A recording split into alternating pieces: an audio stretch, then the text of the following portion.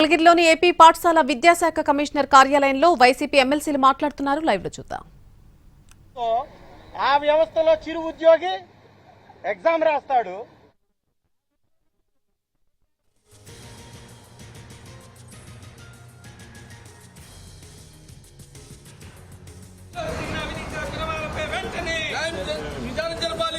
విచారణ చేపట్టాలి. సిబిఐతో వెంటనే విచారణ చేపట్టాలి. ఏసీలో జరిగిన అక్రమాలపై సిబిఐ ఇటు దీని మీద చర్యలు తీసుకోవాల్సిందిగా, ఎంక్వైరీ చేయవలసిందిగా కోర్టు డైరెక్షన్ ఇస్తుంది.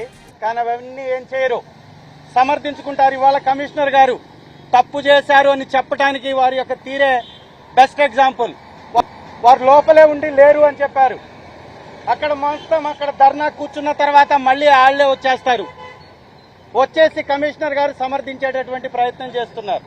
ఇవాళ డిఎస్సిలో జరిగినటువంటి మోసాలు స్పష్టంగా కళ్ళకి కట్టినట్టుగా కనపడుతున్నాయి.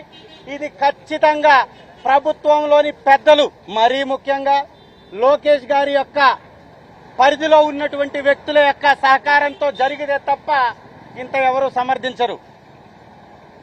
అన్ని సకల శాఖల్ని నిర్వహిస్తున్నట్టుగా పోజులు కొడుతున్నటువంటి లోకేష్ గారు తన శాఖని గాలికి వదిలేసి కనీసం ఈ చిన్నపాటి ఉద్యోగాల నియామకం కూడా సరిగా చేయలేకపోయాడు. కాబట్టి తక్షణమే లోకేష్ గారు